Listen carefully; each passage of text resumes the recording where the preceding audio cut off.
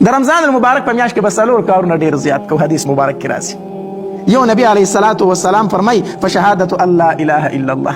د رمضان المبارک په میاشت کې به د لا اله الا الله کلمې ذکر ډېر زیات کوئ. د رمضان المبارک په میاشت کې به د لا اله الا الله د دې کلمې ذکر ډېر زیات کوئ. ځکه حدیث مبارک کې راځي افضل الذکر لا اله الا الله. بهترین ذکر غوره ذکر چې هغه دی نو لا اله الا الله دی. کوم ذکر دی؟ لا اله الا الله. د دې وجه نه موسی علیه الصلاة والسلام د الله تبارک وتعالی په دربار کې درخواست وکړو الله ما له یو خاص ذکر راکا یو خاص وظیفه راکا چې زه په ستا سره مناجات کوم تا په یادوم الله ما له یو خاص ذکر راکا. الله تبارک وتعالی ورته وفرمایل موسی لا اله الا الله وایا. څه وایا؟ لا اله الا الله.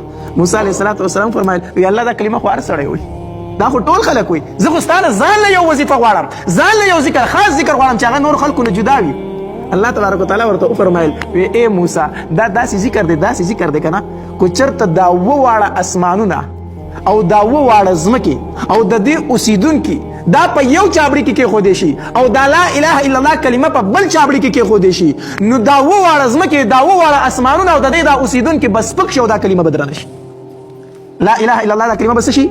درنه شي.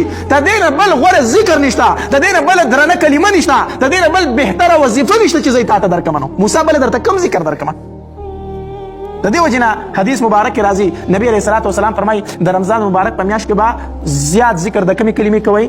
لا اله الا الله. اول به دا ذکر په رمضان مبارک